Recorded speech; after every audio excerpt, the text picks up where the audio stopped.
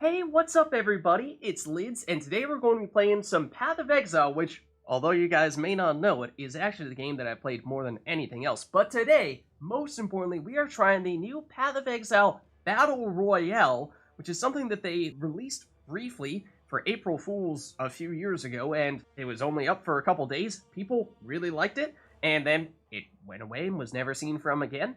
Until today, as of a few hours ago, this thing went live. I don't think there's really any forewarning of it, but they just brought it back out with a few rule changes since the last time they did it, but I'm excited to give this a go. So of course, for those of you who aren't familiar with Path of Exile, it is an action RPG known for having really in-depth mechanics, and that does make it a little tricky, in particular for something like a Battle Royale, because there's lots of stuff to do and not a lot of time to do it. But let's hop in here. Alright, so we're going to start in just a few seconds. And we'll start with one of each type of weapon, a melee, a wand, and a ranged weapon. Let's go with our ranged weapon just because I think, generally speaking, when we're going against a bunch of people, we are going to want to try to keep a safe distance here. Now, we're going to look around a little bit, try to find any nice items that might be a bit of a difference maker here, because we are actually running into a couple people nearby. So we go inside these buildings, then oftentimes there are chests that can drop either higher rarity items or even gems, which is huge. Getting one of those early, because other times you can be walked around with a default attack for quite some time, and that is not a fun time. So we get Lightning Arrow, and that is actually really big. I'm a fan of this. It is particularly good for when you have a bunch of enemies clustered close together like so. So we can get some good experience now.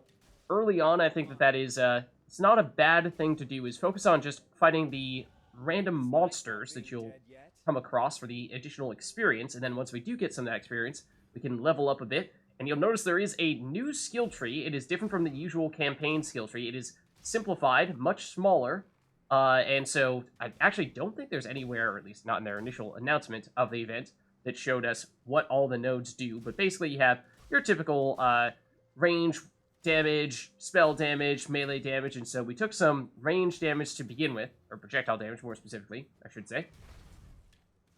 And, I mean, we might pick up some other rares just in case we come across any other really nice skill gems or really nice items that might make us want to switch. Generally speaking, I think that Blight has been the best skill gem for this special event, but anything ranged is generally, I think, going to be better than melee, so we can make this work if we just get a little bit more damage with a little bit more levels. So at least at the moment, things have been relatively quiet, so yeah, we'll continue to take this opportunity to just fight some more of these packs, get some of this experience here, and with our second level, let's see, we'll see if there's anything here first, but let's nab some additional damage there. That is basically just going to increase our damage the further away the target we hit is.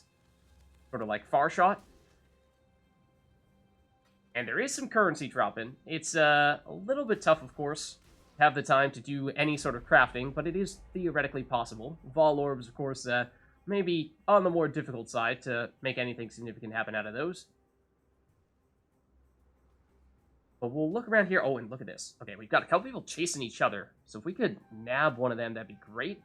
Hopefully they can get a little bit distracted by fighting each other, and we can sneak up on them a bit. And this guy wants to go up close and personal. That's actually more damage than I was expecting from him. I'm a little surprised that we did not handle him more quickly and easily than that. I think he did escape. We had enough damage where just one more hit probably would have finished him off, but we were dropping quite low as well. A couple of rule changes as well as we try to pick these guys off is the flasks are different. Normally flasks, obviously you use them to heal yourself up, and they work as usual against monsters, but against other players, if you take damage from a player, it'll actually prevent you from getting any life back from that flask, so that makes it much harder to go against players, and that's why playing a little more cautiously than we might otherwise. But let's see if we can chase this person down. They look rather weak, except this is the struggle with any ranged abilities is projectile speed is still quite slow, and so people can very realistically strafe quite a bit. And you'll see we just walked past this strange kind of mechanism there. Hold on, let's see if we can finish this person off. We did. Great. Anything we can loot from them. Chaos Orb, I mean, maybe. That might be good. We don't have any boots. Let's nab those. Chest plate, just not sure we really want that. Oh, hello. Don't mind if I do. We'll take you out as well. Then, do you have anything nice? It's a decent flask. We'll throw that on, sure. And Opal Ring, yeah, that'll give us some additional damage. Conk Effect, ooh, let's try to remember to put that on once we get a few more levels. That could increase our damage significantly. But yeah, we walked past one of these areas here, It's a shrine of sorts right there that will recharge all of your flasks. And so you use them, and then they are no longer available for a short period of time, maybe like 20, 30 seconds, and then once that period is up, they will be back and available to you. And it's a bit of an indicator of, if you see one of those has been taken, then you know there's probably someone else, another player, somewhat nearby. Let's move in here, and as with just about any other Battle Royale, you'll see that there will be a circle and a storm that sort of moves in if we don't move into that circle after a certain amount of time, and that arrow of sorts that is on our character, pointing to the right at the moment, is directing us toward where that circle is. And at the bottom, you can see how many players are left right now. So there's 44, and can we make that 43 here? Ooh, they have Ice Spear, and there's actually someone right next to us as well. But, yeah, we're dropping a little low, so let's just take a second to deviate from that a bit. And this guy's actually going to be a bit of a problem here. He's slowing us down with that aura, so you can't really escape from him, because we don't have any movement speed flasks. I don't really want to spend all the time fighting you, but I'm not sure we have an alternative. So, I think we're kind of stuck with this.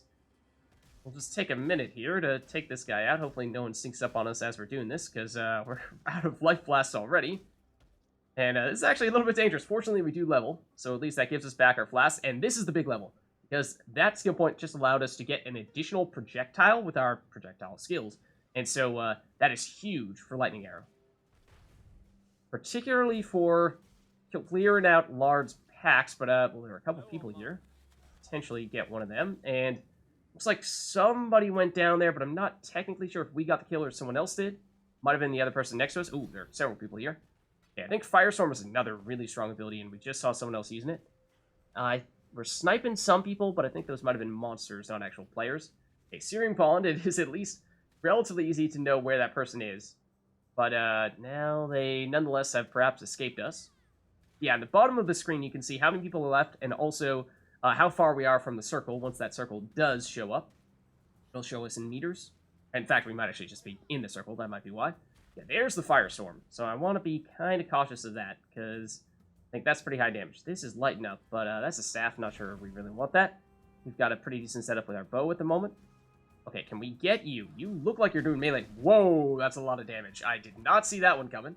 Other thing is that most skills and items have been reworked, allowing you to use them at lower levels. So you might be saying, oh, what was that? Like an Ancestral Protector? How are people able to use that at, like, level 2? Well, it has been lowered. There are still some skills that I think cost or require level 4 or so. Maybe even some that require level 6. That might be the highest. But, let's see. We got a few people hanging out around here. There is the Firestormer. I'm not really sure we want to directly engage with them. Okay, there are a lot of people here. Oh, this guy's rushing us down. We are out of life blast. We are in trouble. We are in serious trouble. We would love to get to that little altar to get our life blast charges back, but we cannot do that in time, so we go down. Let's see. Looks like there were about 20 or so people remaining. Let's just take a look at the scoreboard here. So we finished 21st with 2 kills and decent amount of experience. Of course, you never know which items or skills you're going to end up getting, but Lightning Arrow was a nice fit. And we may not have won, but we did well enough to have some fun. So there's a look at the Path of Exile Battle Royale, and it's challenging, but fun. So if it looks interesting to you, then I highly recommend you give it a shot. I believe it is around for this weekend, and then every subsequent weekend for the next 3 or so months. And then if it's popular, it might stick around, and if not, then it may get scrapped. So if you are interested in it, then it's time to get in on the action. If you liked the video, then let me know if you want to see more of these, because of course this is our first time doing a video like this, and in fact, despite Path of Exile being the game that I've played more than any other game, this might be the first Path of Exile video that I've put on YouTube, so a little bit of an experiment in that sense, but either way, I'll catch you next time.